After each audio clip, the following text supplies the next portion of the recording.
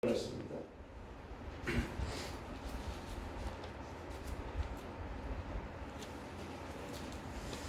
예, 우리 함께 39절 말씀 합독하겠습니다. 높음이나 깊음이나 다른 어떤 피조물이라도 우리를 우리 주 그리스도 예수 안에 있는 하나님의 사랑에서 끊을 수 없으리라. 이 사랑에 대한 부분을 계속 우리가 나누고 있는데요.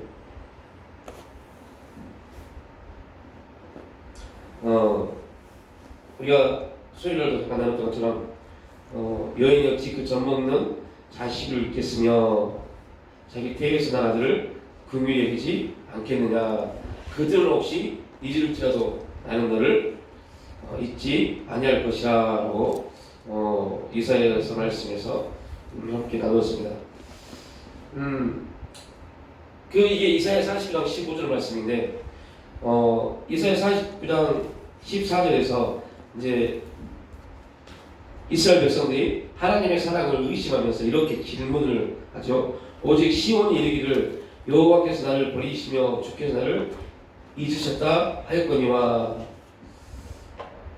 그러니까 이스라엘 백성들은 그들에게 닥친 많은 어려움들, 그런 고통들, 환경들 속에서 하나님 앞에 여호와께서 나를 버리셨고 여호와께서 나를 잊으셨다라고 하나님께 이제 원망하고 불평합니다.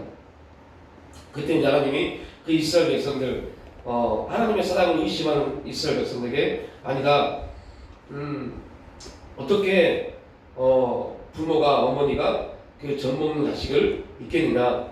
그런데 혹시 그들은 자기 자녀를 잊을지라도 나는 결코 너희를 잃을 수 없다. 그리고 오늘 또 로마서 8장 39절에서 높음이나 깊음이나 다른 어떤 피조물이라도 우리를 우리 주 그리스도 예수 안에 있는 하나님의 사랑에서 끊을 수 없다고 말씀합니다. 그러니까 하나님의 사랑이라는 하나님의 사랑, 그 사랑의 하나님의 사랑의 대상이 이제 하나님의 사랑의 대상이 우리가 돼서 우리가 하나님의 사랑의 대상이 되는 순간부터 이제 어떠한 은혜, 이게 이제 우리가 하나님의 사랑의 대상이 되었다라고 표현하는 순간부터 우리는 하나님의 엄청난 은혜라는 엄청난 부의심을 받는데요. 오늘 이제 이사야 40장이나 로마서 8장이나 동일한 부분은 뭐냐면 어떠한 경우에도 이 은혜, 하나님의 사랑의 대상이 된 우리에게 주어진 그 은혜는 절대 끊을 수 없다라고 말합니다. 그러니까 우리는 이렇게 표현할 수 있죠. 우리가 주어진 삶 속에서 많은 고통이 임하고 너무 힘든 환경들이 임하고 도저히 내가 감당할 수 없는 그런 힘든 일들이 우리에게 막 겹쳐서 올 때 우리는 우리 입장에서 이렇게 말할 수 있습니다. 하나님 정말 살아계십니까? 하나님 정말로 나를 사랑하시는 거 맞습니까? 하나님 정말로 하나님이라는 존재가 진짜 그 죽은 신이 아니신지 라는 의구심을 들 때가 굉장히 많습니다. 그래서 오늘 이사야 49장 14절 말씀처럼 하나님, 우리가 지금 이렇게 고통을 받고 있고 힘든데 하나님이 나를 버리지 않았다면, 하나님이 나를 사랑하지 않았다면, 사랑하셨다면 내가 지금 이런 힘든 고통 가운데, 이런 어려운 환경 가운데 아니 한 번만 내가 계속적으로 이러한 일들이 나에게 닥칠 수 있습니까? 우리는 그렇게 말할 수 있습니다. 그러니까 우리라는 존재는 계속적으로 이 하나님의 사랑에 대해서 의심을 할 수밖에 없죠. 그 이유는 여러분, 우리가 죄를 짓기 때문에 죄인이 아니라 죄인이기 때문에 죄를 짓습니다. 그러니까 우리가 회개해야 될 부분은, 우리의 회개의 중심은 우리는 죄인이라는 부분을 인정하는 게 회개입니다. 우리는 어쩔 수 없이 죄를 짓을 수밖에 없는, 죄를 지을 수밖에 없는 그러한 존재입니다. 이거를 우리가 항상 우리는 이걸 가지고 있어야 돼요. 우리는 한순간 하나님 앞에 하나님을 떠나는 순간, 우리는 떠나는 그 순간 그 자체가 죄이지만, 하나님이 우리에게 은혜를 주시지 아니하면, 하나님을 붙잡아 주지 아니하시면 우리는 죄인의 삶에서 결단코 자유할 수 없죠. 또 우리가 자꾸 우리가 죄인입니다라고 할 때 무슨 죄를 졌느냐에 관심을 갖습니다. 이거는 윤리적 문제죠.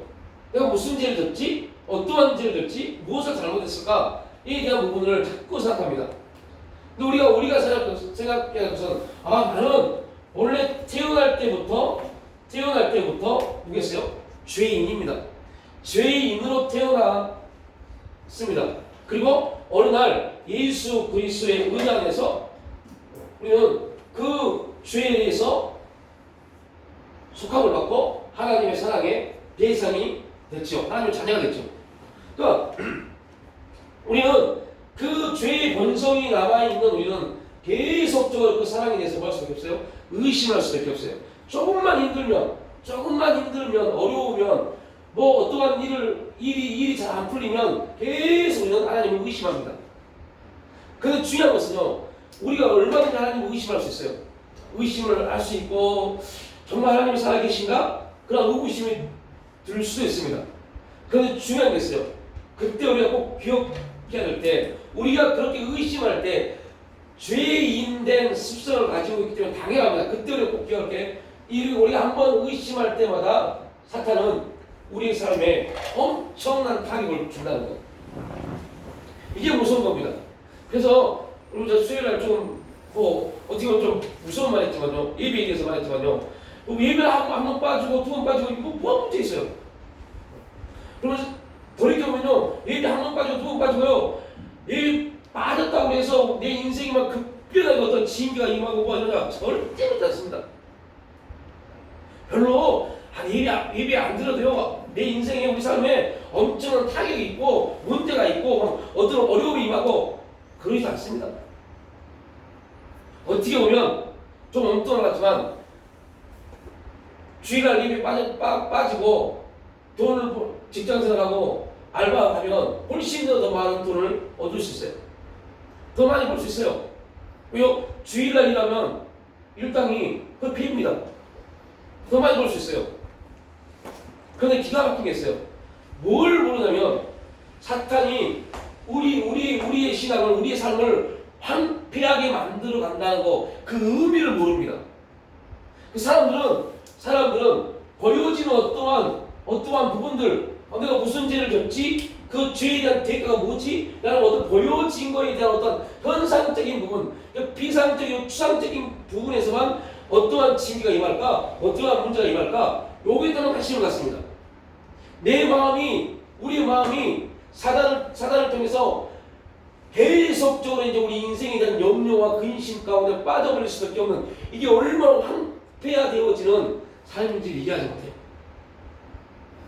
염려, 근심이 계속 이루어지면 우리 마음이 얼마나 황폐해지고 갈리기가 찢어지고, 그것이 영적으로 얼마나 무서운지 알지 못합니다.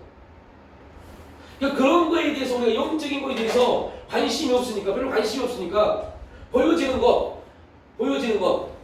뭐 예배 한두 번 빠지고, 뭐 수예배 금요예배는 뭐 다른 날 안 드린다며, 성경에 수예배 금요예배 없다며, 주일을 청소만 하면 되지 뭐. 그런데요, 수요예배 금요예배 잘 안 되다 보면요, 어느 순간부터 주일 예배도 타협하기 시작합니다. 어떤 힘든 극한 환경이 오면 주일을 알고 타협하기 시작합니다. 이게 무서운 겁니다. 그게 진짜 무서운 겁니다. 근데 문제가 있어요. 그때 사단이 우리의 마음을 황폐하게 만든다는 것을 사람들은 알지 못해요.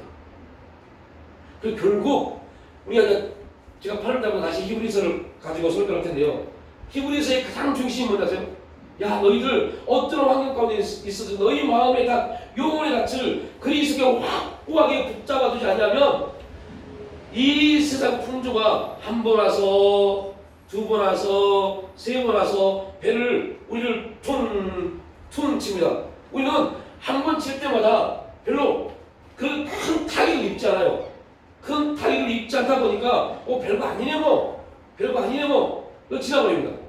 그리고 어느 순간 되니까요. 어느 순간 눈을 떠보니까 배가 우리의 신앙이다 믿음의 가시 그리스도에 확 내려있지 않냐니까 어느 순간 계속 세상 풍조에 밀려 저 한국 앞으로 뛰어내려가 버립니다. 히브리서는 그걸 말합니다. 정말 무서운 게 뭐냐면 떠내려가 버리면 어떤 사람도 그 배를 다시 항구로 이끌어줄 사람이 없습니다. 그래서 무서운 겁니다. 왜요? 우리는 다른 사람의 신앙을 믿음을 좌우할 수 있는 능력이 없기 때문에 목사일지라도 어떤 사람이랄지라도 뭐 엄청난 기적을 체험하고 간증이 있다 한 사람일지라도 그 사람의 어떠한 사람의 믿음에 대해서 신앙에 대해서 좌우할 수 있는 그러한 권한을 부여받지 못했습니다. 오직 한 분 예수 그리스도. 그래서 그는 돌이켜보면요 이렇게 풍조에 밀려서 떠내려가버린 배가 떠내려가버린 사람이 예수님을 부를 수 있을까요? 못 불러요. 그래서 무섭습니다. 왜요? 빨리 돌이키면 되는데 빨리 맞아 내가 죄인이었지 무슨 죄를 졌지가 아니라 나 죄인이었지 이거만 빨리 고백만 하면 즉각 예수께서 그런 피가 우리를 정결케 해버립니다. 그러면 저 멀리 떠내려갔던 배가 누가 어서 오지도 않았음에도 불구하고 즉각 그 항구에 안전한 항구에 정박해버립니다. 이게 은혜입니다. 은혜. 그런데 여러분들 진짜 웃긴 게요 한번 그렇게 해서 항구를 벗어난 배는 주님을 부르기 싫어합니다. 항구를 벗어난 배라고 하는 것은 뭐냐 이미 그는 세상과 타협을 해버린 겁니다. 세상과 거리를 해버린 겁니다. 그들은 돌아오기 되게 힘듭니다. 그래서 목사와 교회 직분자들이 왜 그러냐 그때 당신 그렇게 하면 안 돼. 떠나가기 전에 그때 말해줘야 돼요. 그렇게 하면 안 돼. 그렇게 하면 결국 당신의 영혼은 당신의 신앙은 끝날 수밖에 없어. 빨리 정신 차리고 다시 돌아와야 돼. 그럼에도 불구하고 깨닫지 못하면 이제 어쩔 수 없어요. 어쩔 수 없어요. 반드시 죄인은 뭐가 필요해요? 대가가 따릅니다. 그래서 무서워요. 그럼에도 불구하고 저 멀리 떠나갔다 했을지라도 즉각 나는 죄인이었지. 주님 이 죄를 해결할 수 있는 분은 오직 예수 그리스도 그분 한 분입니다. 예수님 부르기만 하면 우리가 우리의 신앙이 떠나가서 세상을 타협하고 세상의 질서대로 살아가고 있을지라도 예수님만 부르면 즉각 그의 보혈이 우리를 정결케 하고 다시 하나님의 사랑의 대상으로 우리를 회복시켜 주십니다.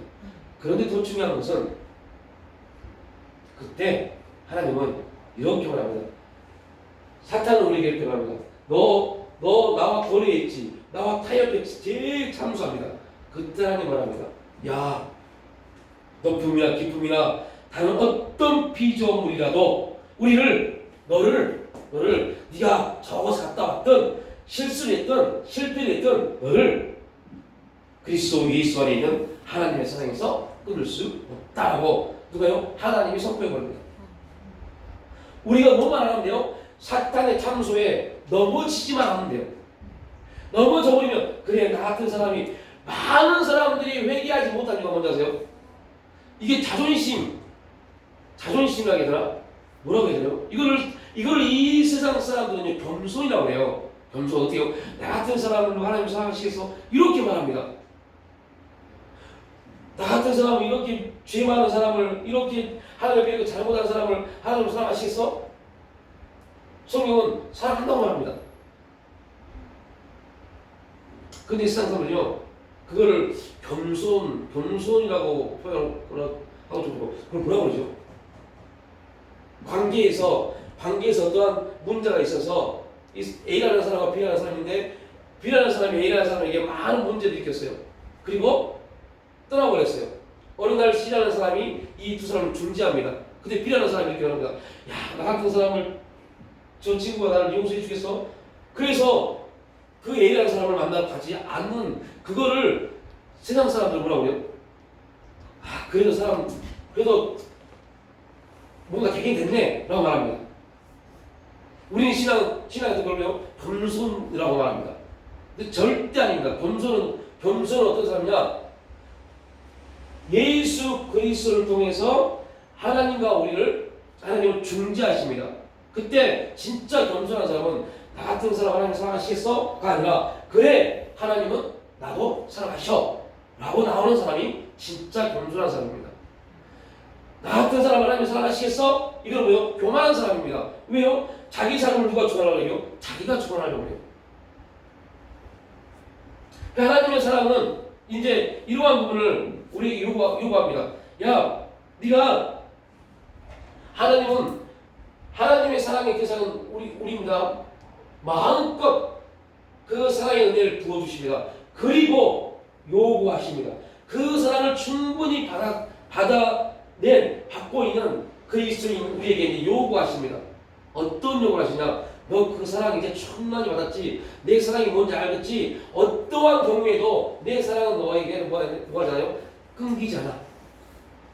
그러면 너도 그 사랑을 나타내야 되라고 말합니다.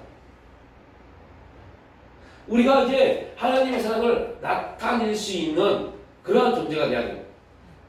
동일합니다. 어떻게 해요? 하나님이 우리를 사랑의 대상으로 그분을 사랑하는 하나님이 그분의 사랑을 나타내신 대상으로 우리를 택하셨습니다. 우리 또한 그 사랑의 대상을 가져야 돼요. 하나님의 사랑을 나타낼 대상이 필요합니다. 그게 첫 번째 누가 돼야 돼요? 하나님이 돼야 되죠. 그 사랑의 대상이 하나님이 돼야 돼요. 여기 중요한 사람이 누구예요? 아브라함이요. 그죠? 아브라함이 얼마나 많은 실수와 얼마나 많은 잘못을 저질렀습니까? 그럼에도 불구하고 하나님은 한 번도 아브라함에게 그거에 대해서 뭐가 하잖아요? 책망하지 않았어요. 그리고 그 사람은 결국 아이를 낳을 수 없는 환경 가운데 됐음에도 불구하고 하나님 언약 가운데 아이를 낳도록, 그리고 그 아이를 통해서 하나님은 하나님이 아브라함을 사랑한 그 사랑의 대상을 나타내 주셨습니다. 그리고 아브라함이 요구합니다. 내가 너를 그렇게 사랑한 것처럼 너도 나를 사랑할 수 있니? 증명해봐. 네 사랑을 증명해봐. 하나님의 메시지입니다. 어떻게 증명할래? 그래서 하나님이 아브라함에게 요구하신 거예요. 네 아들 독자 이삭을 바쳐라 했어요. 이게 증명한 겁니다. 그러니까 아브라함은 하나님의 사랑을 깨닫고 알게 됐어요. 그 사랑이 무엇인지 알았어요. 그래서 하나님이 야, 너 그 사랑 한번 증명해봐 했을 때 그 증명이 창세기 22장이죠. 독자 이삭을 제물로 바쳤습니다. 이제 우리에게 하나님이 말씀합니다. 하나님이 동료에게 말씀합니다. 야, 내가 너 많은 실수와 실패가 있었고, 내가 너를 예비자로 불렀음에도 불구하고 예비자가 자리에 서지 못하고, 내가 나를 경외하는 자로만 세웠음에도 불구하고 나를 경외하지 못하고, 내가 너를 지명해서 불렀나니, 내가 너를 이렇게 쓰기를 원해서 너를 불렀는데, 너는 지금 네 삶에 매여서, 네 환경에 매여서, 문제에 매여서, 사건에 매여서 내가 나오지도 못하고, 그럼에도 불구하고 나는 내 사랑을 계속 너에게 부어주었어. 이제 그 사랑을 증명해봐 라고 하나님은 요구하십니다. 우리가 하나님 앞에 그 사랑을 하나님의 사랑을 증명할 수 있는 자리에 나가야 돼요. 이게 진짜 이게 왜 중요하냐면 하나님 우리에게 하나님의 것을 부어주시기를 원합니다. 하나님의 것을 부어주시기를 원하시는데 하나님의 것을 누구에게 부어주시냐? 하나님의 사랑을 증명할 수 있는 사람에게 부어주십니다. 그래서 하나님이 우리에게 하나님의 것을 부어주기 위해서 하나님 말씀합니다. 야 이제 너 증명해봐라고 말씀하십니다. 제가 이거를 오늘 이 말씀을 나누려고 이걸 준비하면서요 이런 기도를 했어요. 하나님, 이러한 내용을 몇 년 전에 먼저 깨닫게 하시고 그때 이 부분을 나누어서 우리가 훈련했다면 지금 어떻게 됐을까요? 라는 기도를 해봤어요. 하나님 말씀합니다.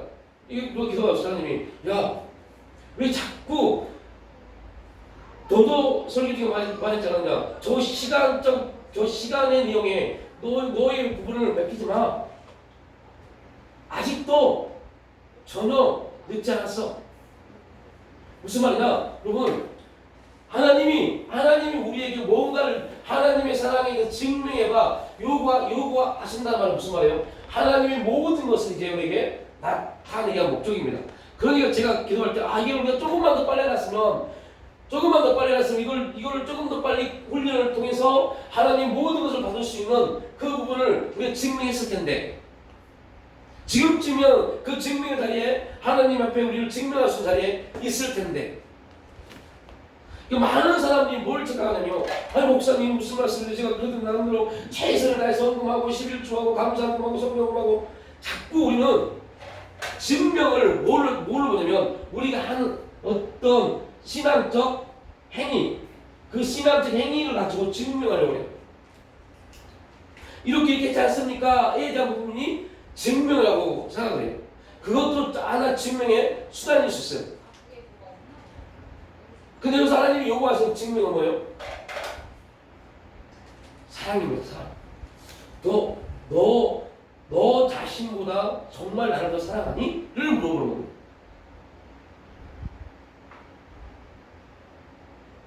근데 솔직히 이 부분에서는 우리가 되게 자유롭지 못한 것 같아요.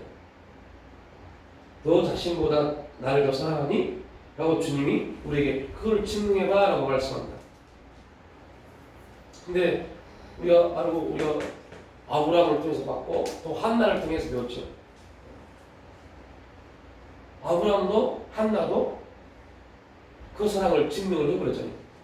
그죠? 만약에 아브라함이 그 증명하는 데 실패했다면 하나님 우리에게 그 증명을 요구하지 않았을 겁니다. 한나가 실패했다면 우리에게 요구하지 않았을 겁니다. 그리고 또 하나 그들보다 더 엄청난 사건 하나님 우리에게 성령을 보내주지 않았다면 우리에게 그 사랑에 대한 증명을 요구하지 않았을 겁니다.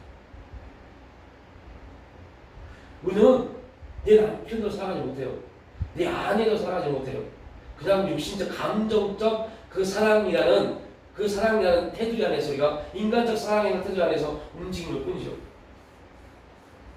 진짜 아내를 사랑하고 남편을 사랑한다면 우리가 말하는 말씀 예수 그리스도 아가페적 사랑을 하고 있다면 우리 인생 우리 삶이 완전히 바뀌어버릴걸요. 왜요? 증명할 수 있는 사랑이 되어버리니까요. 예수님이 이 땅에 오셔서 하나님의 사랑을 증명했잖아요. 어떻게 해요? 십자가에 죽으시고 십자가에 죽으심으로 증명했어요. 우리는 도저히 십자가의 죽음으로 증명할 수 없습니다. 그런데 하나님이 그래 너희는 못한다니까? 너희는 못해. 그래서 내가 보내줄게. 할 수 있도록 보내줄게. 그걸요? 성령님. 그래서 성령 충만은 뭐냐? 성령 충만은 능력을 나타내는 게 아닙니다. 성령 충만은 뭐예요? 사랑하는 겁니다. 사랑이 성령 충만한 자에게 가장 기본적으로 나타나는 게 뭡니까? 사랑입니다. 그런데 오늘 지금 우리 한국교회에 설득해 보십시오. 성령 충만을 말하고 성령을 말하고 막 떠들어대는데 사랑 안 하잖아요. 그죠? 사랑 합니다. 서로 물고 뜯고 서로 살기 위해서 물고 뜯고 있죠. 여러분 이거 기독교 아닙니다. 기독교. 그래서 하나님 우리 한국교회에 하나님 모든 것을 부어주고 싶어도 지금 한국교회 하나님 모든 걸 부어주셔도 충분한 그러한 영적 역량을 가지고 있는 교회가 한국교회입니다. 그런데 왜 안 부어주실까요? 안 부어주시겠어요. 왜냐? 성령을 보내주셔서 성령을 통해서 서로 사랑하라 그 말씀을 주셨음에도 불구하고 교회에서 설교할 때 서로 사랑하십시오 라고 설교한 목사들이 서로 물고 뜯고 서로 욕하고 서로 싸우고 다닙니다. 그러니 거기에 또 성도들도 양분돼서 서로 싸웁니다. 여러분 이제 이렇게 표현 개탈할 일이네. 개탈할 일. 그리고 기도한다고요? 말도 안 되는 일입니다. 말도 안 되는 행동을 하면서 기도한다고 합니다. 한 번 제가 말씀드렸거든요. 어떤 분이 이러죠? 어떤 목사님이 이러죠? 여러분 우리가 반대되는 저들 우리를 욕하고 우리에게 손가락질하는 저 사람들보다 우리가 더 열심히 기도하면 하나님은 우리의 기도를 들어주십니다. 이렇게 설교하더라고요. 와, 그거 완전히 미친 겁니다. 그 목사 아닙니다. 그 사람들. 말도 안 되는 그런 소리예요. 기도를 더 많이 하면 그들의 기도를 안 들리고 우리 기도를 들어준다. 이런 엉뚱한 소리를 하시다니까요. 이게 지금 한국교회 실정입니다. 그리고 성도들에게 사랑을 말합니다. 그러니까 그 사랑을 성도들은 어떤 사랑을 행하냐? 윤리적인 거예요. 윤리적 사랑은요, 나와 중심이라면 나와 관계된 사람만 사랑합니다. 나와 관계된 사람만 사랑합니다. 이 사랑은 하나님이 요구한 사랑이 절대로 아닙니다. 이 사랑이 깨져야만이 하나님이 요구하신 사랑이 나오죠. 근데 이 사랑을 완전히 지금 윤리적 사랑은 육신의 죄에 의해서 나오는 거다. 육신의 죄에서 나오는 게 윤리적 사랑인데 그 사랑은 별땅고 오늘은 좋은 관계에서 서로 사랑합니다라고 하지만 내일은요 아닐 수 있어요. 오늘 우리 교회 나와서 아이고 목사님, 아이고 장로님, 아이고 원사님, 사모님 하지만 내일 기분 나빠서 아이 저이씨 할 수 있다니까요.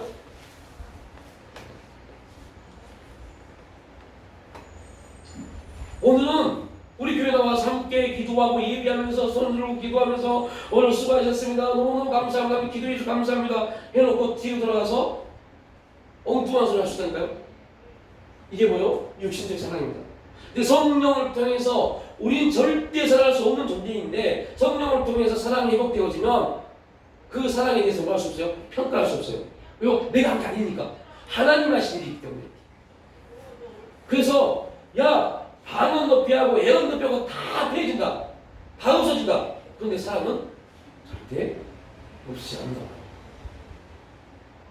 왜 없어졌냐? 그 사랑은 우리 한 게 아닙니다. 누가 하시는 거예요? 성령께서 하시는 겁니다. 그래서 성령 충만한 사람들은 제일 먼저 나타나는 일이 뭐예요? 사랑입니다. 이러한 부분들이 한국교회에 없어요. 없어. 그래서 그냥 자기끼리 모여서 끼리끼리 하는 사람들끼리 사랑하고 자기끼리 나와 관계된 사람들, 너와 연관된 사람들, 그렇지 않은 사람들 철저하게 비하하고 욕하고 손가락 잡고 비난하고 조종하고 그러면서 말합니다. 내 입에서 나오는 대로 하나님 들으시고 역사하신다. 그러고 조종하고 있습니다. 얼마나 모순된 일들을 많이 하면서도 그게 윤리적으로 굉장히 잘못된 것임에도 불구하고 그게 신앙생활이니까요.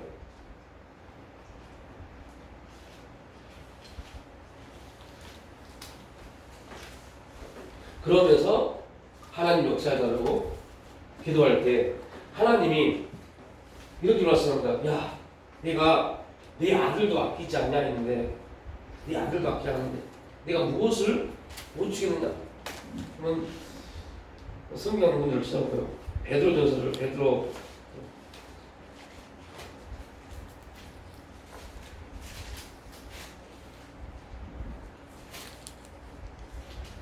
베드로가 참 베드로서의 참 재미난 말씀이 있는데요. 베드로 후서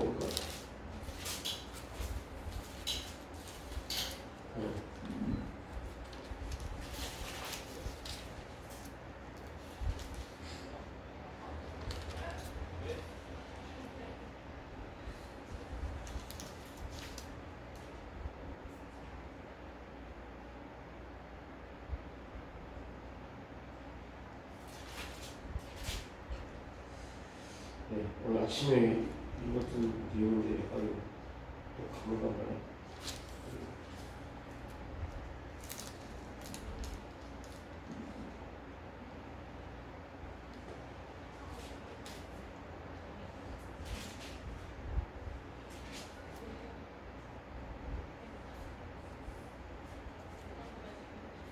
음,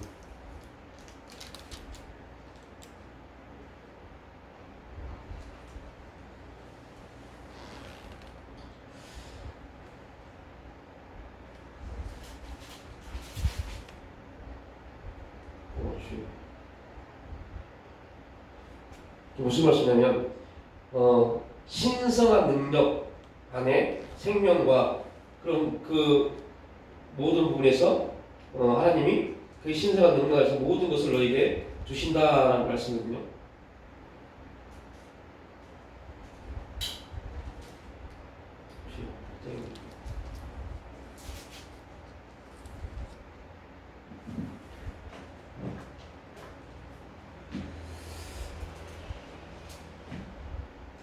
이렇게 깜박깜박.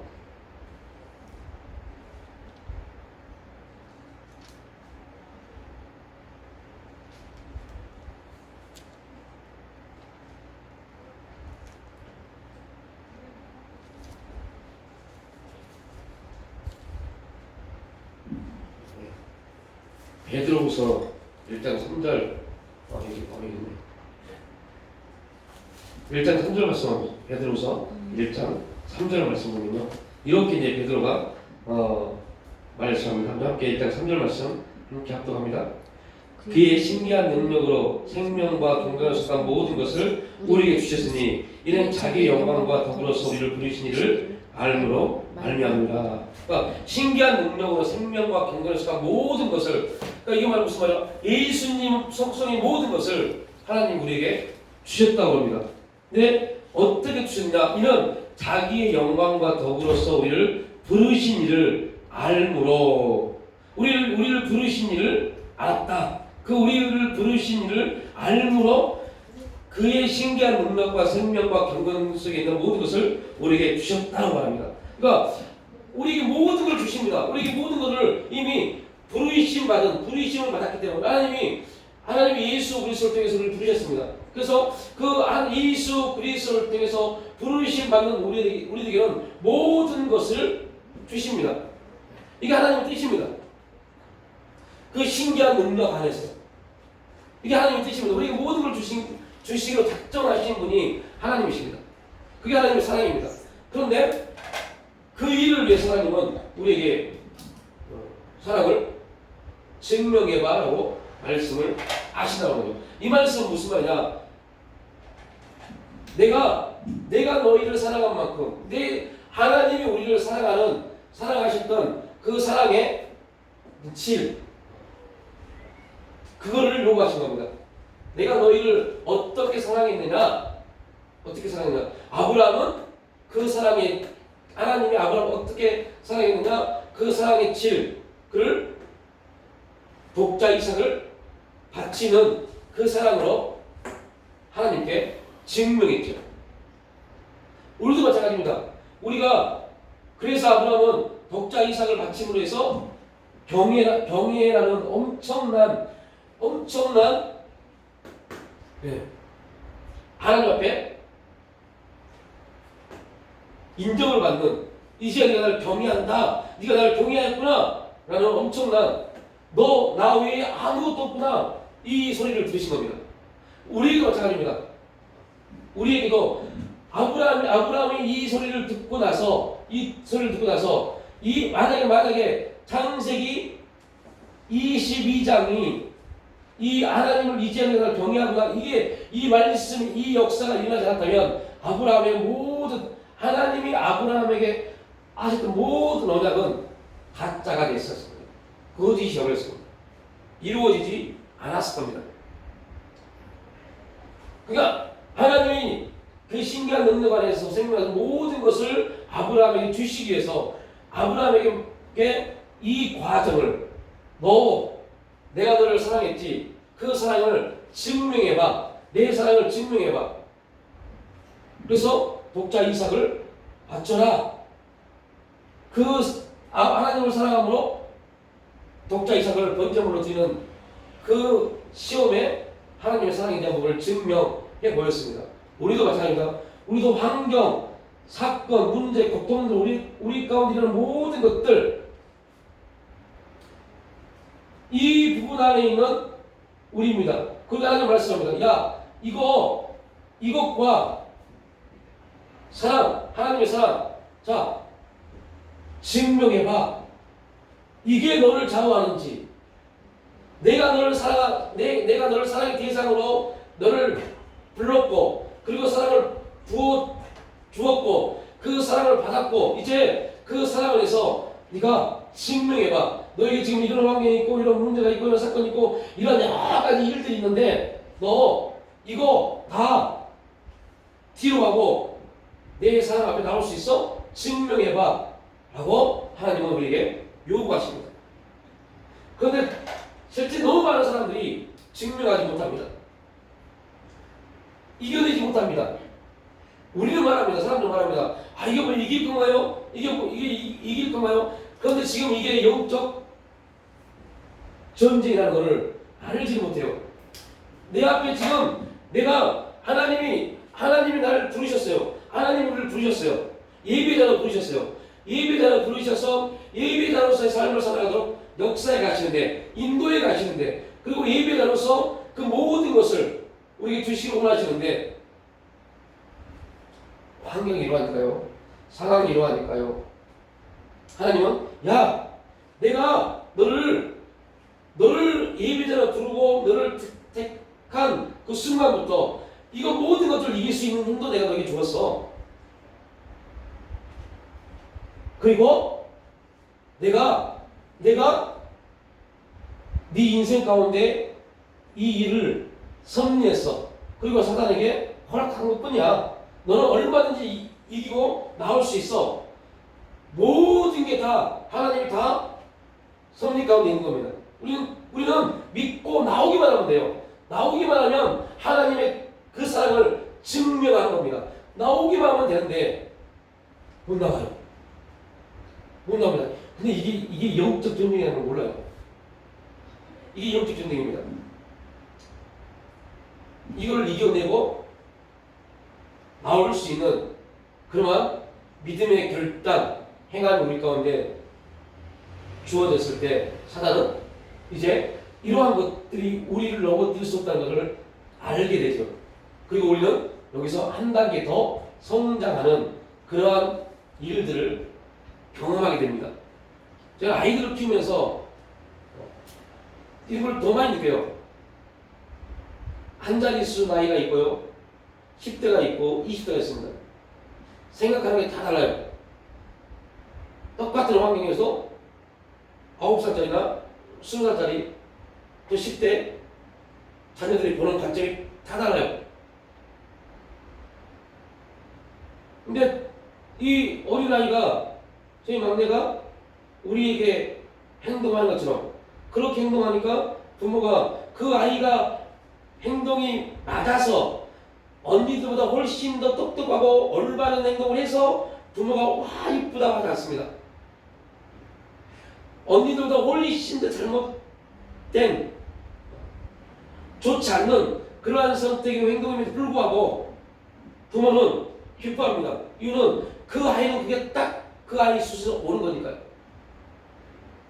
그런데 20대 언니들이 그 어린아이가 행동하는 걸 보고 귀여움받으니까 자기도 그렇게 행동한다 하면 부모는 속 터집니다. 속 터지는 뿐만 아니라 가슴 아픈 일이죠. 성장하지 못해서 저렇구나. 또 지금 우리가 이러한 부분을 나누고 있다는 것은 이미 우리가 영적인 부분에 있어서 우리 삶 가운데 이루어지고 있는 모든 것들이 다 영적 전쟁이 영적인 것이라는 것에 대한 그 인식이 지금 우리 가운데 일어나야 돼요. 그러니까 우리는 이 세상을 살아가고 있는 모든 게 이 세상은 광야입니다. 광야. 근데 이 세상이 광야이면서 곧 뭐가 돼요? 가나안이 돼야 돼요. 우리가 정복하지 못하면 영적으로 승리하지 못하면 광야고 승리하면 똑같은 환경인데 가나안이 됩니다. 그래서 똑같은 삶인데 내가 중심이 되면 광야입니다. 내가 중심이 된 사람들은 이 환경에서 나오지 못합니다. 이 사건에서 나오지 못합니다. 그러나 하나님이 중심이 되면 그 광야가 가나안이 되어버립니다. 그리고 이 환경에서 얼마든지 나올 수 있는 그런 존재가 되어버립니다. 그래서 중요한 게 하나님의 사랑을 받은 사람들의 특징 중에 하나 보면 중심이 만약 하나님이라는 이게 뚜렷합니다. 그래서 우리가 이러한 부분에 대한 우리 자신을 돌아봐야죠. 그래서 하나님의 사랑이 우리를 통해서 많은 분들이 잘 이해하지 못하는 부분들이 뭐냐면 우리가 지금 살고 있는 우리의 삶, 우리에게 주어진 그 삶이라는 그 현장, 이게 지금 광야이면서 영적 전쟁터라는 사실을 알지 못합니다. 심각하게 영적 전투가 지금 일어나고 있음에도 불구하고 이 영적 전쟁인지 알지 못해요. 그래서 다들 뭐라 내 생각이죠. 내 생각이죠.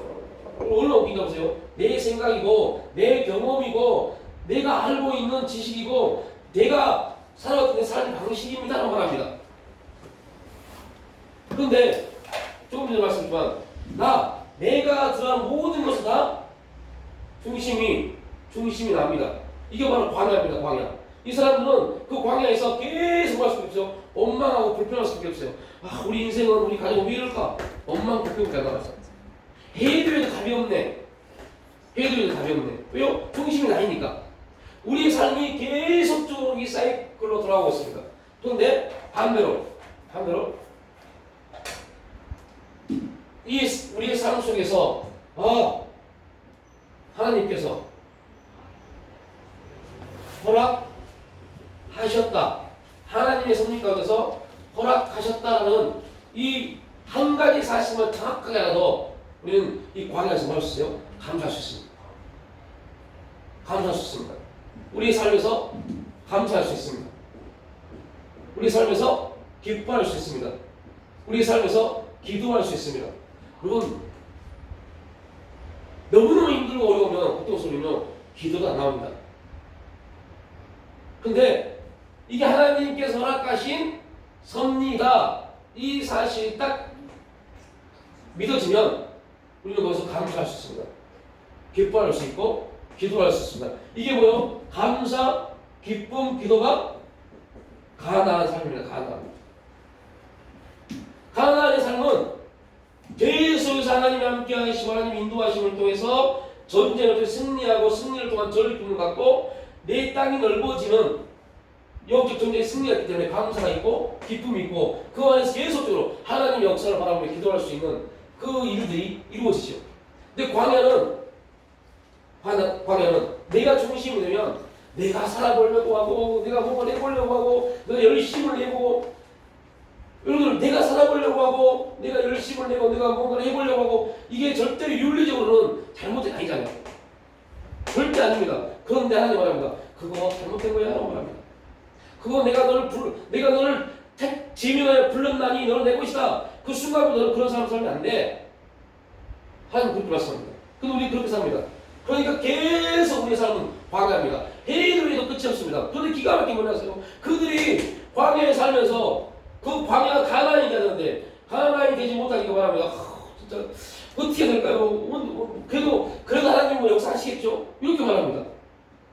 근데 아까 조금 전에 말씀처럼 우리가 예배의 자가 되지 않냐면, 우리가 하나님의 경외의 자가 나가지 못하면 하나님의 모든 것들을 얻을 수가 없습니다. 가질 수가 없습니다. 그러니까 그런 평생 광야의 인생으로 끝나버릴 수 있어요.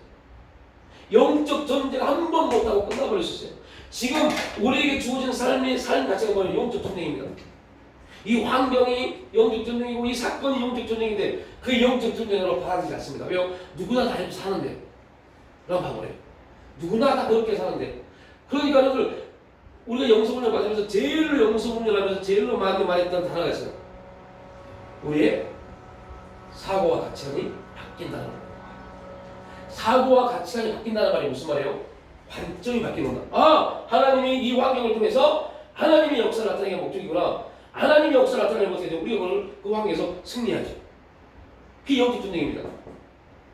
영적 전쟁, 우리가 이 세상 광야를 정복하고 가나안의 삶을 살기 위해서 필요한 게 뭐냐면, 이 세상을 살아가면서 이런 수많은 것들, 수많은 삶의 이야기들, 이 이야기들이 다 내가 아니라 하나님의 섭리 안에서 이루어졌다는 것을 계속 바꾸어져 가야 돼요. 아, 하나님이 또 이렇게 이 환경을 주셨구나, 이 문제를 주셨구나, 이 내용을 주셨구나. 이유는 뭐예요? 우리를 가나안의 거룩한 삶을 살도록 허락하신 겁니다. 이 환경을 통해서 감사하고, 이 문제를 통해서 기뻐하고, 이 어려움을 통해서 기도할 수 있도록 하나님이 계속, 하나님이 또 오늘 이렇게 감사하도록. 그래서 오늘 내가 실수하고 나를 통해서 어떠한 내 손에 보아야 될 일들이 이루어졌을 때, 나타날 때 영적 전쟁 뭐라고요? 감사하십시오. 영적 전쟁입니다. 사탄은 감사하지 못하게 합니다. 그래서 에이씨 또 나한테 이런 일이 있어 라고 합니다. 영적 전쟁입니다. 사탄은 우리에게 에이씨 또 이러네, 또 나한테 왜 이런 일이 있어 라고 하지만, 하나님 말하고 성령 말합니다. 감사해라. 감사해라. 누군가 나에게 해코지했을 때 그때 뭐 해야 돼요? 기뻐하십시오. 영적 전쟁입니다. 누군가 나를 해코지했다 라는 말은 무슨 말이에요? 내 생각 같으면, 내 삶의 방식 같으면 탁 한대 지워박아버리고 하고 싶은데, 분이 나는데, 말해도 화가 나는데, 그런데 영적 전쟁, 사단은 말합니다. 야, 화나지. 막 뒤집어지겠지만, 야, 그 환경을 놓고 그 사람을 놓고 막 서로 싸우고 욕하고 막 그렇게 우리에게 자극합니다. 그런데 하나님 말씀합니다. 야, 기뻐해라. 기뻐해야 돼. 기뻐해야 될 이유가 뭐냐? 내가 너에게 준 거야. 뭐 하려고요? 그 광야에서 가난한 너를 옮겨가려고. 해도 해도 답이 안 나옵니다. 얼마나 많은 사람이 그런 질문을 하세요? 해도 해도 답이 안 나옵니다. 과연 내가 이 환경을 벗어날 수 있을까요? 내가 사고 안 바뀌면요 계속 납니다. 이렇게 열심히 일하고, 이렇게 열심히 돈을 모으고, 이렇게 열심히 청약을 넣고, 이렇게 해서 뭔가를 하려고 하는데, 아이고 평생 빚값 다 끝나겠어요. 아이고 내 인생, 이 사람은 광야로 내 인생 끝나버립니다. 그때 하긴 뭐요? 아, 하나님이 막으시구나. 그럼 뭐 해야 돼요? 기도해야죠. 하나님이 막으시는 거 기도하면 하나님이 막으신 거 하나님의 가장 합당한 때 열어주십니다. 그래서 하나님이 태의문을 딱 닫으면 아무리 난리를 쳐도 태의문 열지 않습니다. 하나님이 태의문을 열면 그냥 역사가 일어납니다. 그래서 우리 7월달 기도가 뭡니까? 요 앞에서 눕지 못하는 일으킵니다. 귀환이 되니 하나님께서 사라에게 아들을 주셨다. 다 누가 하는 거예요? 하나님 하신 겁니다. 그래서 내가 손해볼 수 있도록 한 게 딱 있다. 할렐루야, 하나님 감사합니다. 손해볼 수 있도록 은혜 주시니 감사합니다. 내가 또 이유 없이 저런 소리를 듣네. 기분 나쁘가 아니라, 아이고 주님 기뻐하겠습니다. 기쁩니다. 하나님이 나에게 기쁨을 주시네요. 아이고 답이 안 나옵니다. 우리 가정 답이 안 나옵니다. 주님, 이게 기도 제목이군요. 이것만 조금만 훈련하시면 뭘 기도해야 될지를 알게 됩니다. 어떤 것은 기도할 내용이 아닙니다. 뭐 할 내용이요? 감사로 끝낼 내용입니다. 근데 여러분 잘 보십시오. 우리는 어떻게 이것만 마치게 어떻게 하냐면요. 감사해야 될 걸 가지고 기도하고 있어요. 손해를 봅니다. 제가 이제 어떤 일이 있었냐면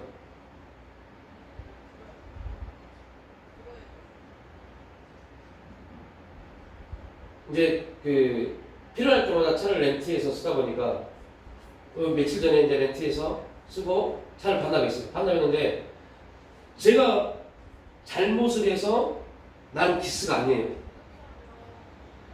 그 제 다음 사람 차를 타고 타다가 뭐하다 기스를 낸 것 같아요. 제 핸드폰에 다 저장돼 있어요. 근데 연락이 왔어요. 그 기스 나서 그 들어갈 돈이 한 20 얼마가 들어가 준다. 그래서 이거 해결해야 된다. 그래서 제가 제 핸드폰에 이거 다 있으니까 제가 확인해보고 연락할게요. 그래서 보니까 제가 찍었을 때는 키스가 났어요. 근데 거기서는 아니다. 당신이 타기 전에 사진 찍고 타고 반납할 때는 전체적인 사진 안 찍었지 않느냐? 그건 모른다. 아니다. 내가 아니다. 근데 갑자기 주님이 제 마음 가운데 이런 말씀이세요. 야, 내가 지금 너에게 이거 하라고 그거 지금 하고 있는 거야. 대꾸하지 마. 이거 하라고 하는 거야. 그래서 분명히 제가 이렇게 기도했거든요.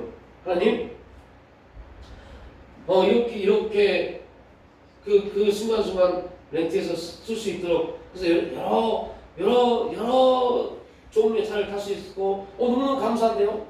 이렇게 기도했어요. 그 주님으로 말씀하신 게 봅니다.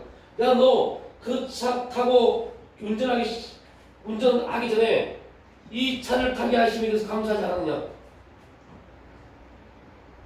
그렇다면 그 감사라는 건 뭐냐? 그 차를 통해 나타난 모든 것에 대해서 네가 다 감사를 받을 수 있는 게 감사야. 그래서 네 주님 감사합니다. 주님 제가 주님이 말씀하지 않다면 또 이것 때문에 감사하지 못하고 그러면 이제 이 문제입니다. 만약에 그렇게 해서 이제 속하고 싸우고 알았다고 하고 와서 아싸리야 나는 교회 와서 뭐 했을까요? 기도했을 겁니다. 기도했을 겁니다. 감사하려고 기도했을 겁니다. 하나님 해결해 주세요. 돈 20만 원 되면 지금 20만 원 올릴 건데요. 기도했을 겁니다. 이러한 우리의 삶이 얼마나 많으세요? 감사로 끝내야 될 걸 기도하고 있다니까요. 하나님 얘기해 달라고. 그건 기도의 해결이 아닙니다. 그러니까 이러한 내용들 우리 사람들은 엄청 우리가 감사 한번 딱 하면 끝나버릴 일을 감사하지 못함으로 바라지 못함으로 그리고 기도하면 주님 역사해 주옵소서. 주님 역사해 줘. 그런데 문제는 이게 안 됐어요. 이게 안 됐어요. 그러면요 이제부터 기도에 대한 우기심이 있습니다. 심각한 문제입니다. 해결이 됐어야 되는데 안 돼. 그렇죠. 근데 우리가 이렇게 감사로 끝내야 될 일을 기도하고 있는 그런 문제가 왜 그러냐면 이걸 몰라서요. 하나님이 우리 삶 가운데 인생 가운데 내가 살고 있는데 지금 오늘 삶이 광야인데 그 광야는 영적 전쟁이 항상 이루어진다. 그리고 그 영적 전쟁에서는 하나님은 우리를 어떠한 것은 감사하겠고 어떠한 것은 기쁨으로 어떠한 것은 기도로 이렇게 우리를 이 감사 기쁨 기도를 통해서 가나안의 신령한 가나안의 삶의 자리에 세우도록 하나님이 오늘의 내 삶을 우리에게 광야의 삶을 허락하신 겁니다. 그래서 이 광야를 통해서 가나안 대거처럼 역사에 가시고 이게 하나님의 사랑의 두 번째입니다. 이렇게 역사에 가심에도 불구하고 우리가 사고와의 가치가 안 바뀌니까 계속 나는 그러지 않았는데 내 핸드폰에 사진 찍어놓은 거 보니까 기사한 게 없는데 왜 당신 자꾸 나한테 그래? 내가 아니라니까 계속 그렇게 끝냈다면 나는 지금 어디에 배우냐면 광야에서 엄마가 불평한 겁니다. 그리고 기도 하나님 아시잖아요. 하나님 제가 아니고 아시잖아요. 이 말은 무슨 말이에요? 기도 같지만 엄마하고 있는 겁니다. 근데 이러한 일들이 엄청나게 많이 이루어지고 있습니다. 그러니까 우리가 이제 하나님의 섭리 안에서 하나님 우리를 사랑하셔서 그 사랑 안에서 우리에게 온누리라는 삶을 허락하시고 그 삶은 광야인데 영적 전쟁이 있는 광야인데 그 삶 속에서 신령한 가나안의 삶을 이루어가도록 하나님이 섭리하셨습니다. 섭리하시고 허락하신 겁니다. 그리고 그 섭리와 허락 가운데서 우리에게 어떠한 것은 감사할 것, 어떠한 것은 기쁨을 받을 것, 어떠한 것은 기도할 것. 그래서 저는 그 하나의 사건, 또 하나의 사건은 저는 집도 없어요. 차도 없어요. 근데 왜, 무엇을 보고 성남의 김학자 목사 집도 있고 차도 숨겨놓고 이런 말을 했어요. 제가 저희 아내한테 그랬어요. 제가 찾으려고 그러면 그 사람 누군지 금방 찾아냅니다. 목사님에게 물어보면 금방 그분이 안 가르쳐주겠어요. 그런데 주님이 주신 게 야 기뻐해라. 기쁨으로 끝내라. 네가 그걸 기뻐할 거야. 그래서 그거에 대해서 전혀 그 목사님하고도 전혀 그에 대해서 말 한마디 안 했습니다. 그냥 기쁨을 받았어요. 이유는 왜 기쁨을 받았느냐?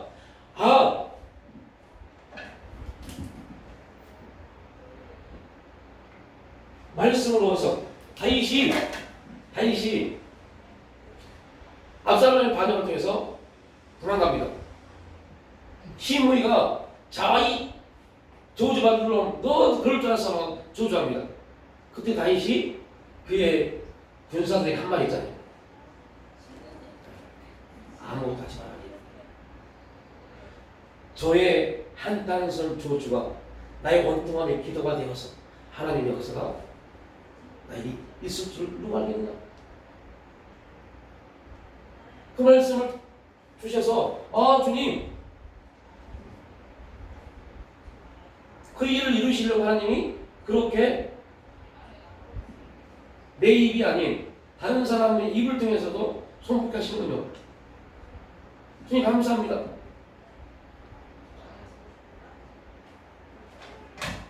하나님 저 하시잖아요. 원통합니다. 이렇게 기도하면 원망이 되어버립니다. 원망이 되고 불평이 되어버립니다. 그러면 나는 지금 하나님의 섭리 가운데서 기뻐하라고 가나안의 삶, 기쁨의 가나안의 삶을 주신 건데 나는 광야에 영적 전쟁에 실패하고 광야에서 원망 불평으로 그 환경에 대해서 죽어버린다는 겁니다.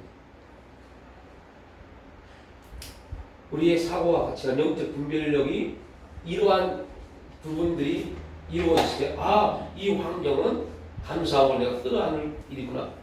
이 환경은, 이 문제는 내가 기뻐함으로 하나님 앞에 올려드릴 거구나. 이것은 정말로 간절 주 앞에 기도할 문제구나. 이러한 부분들이 우리가 우리의 삶 속에서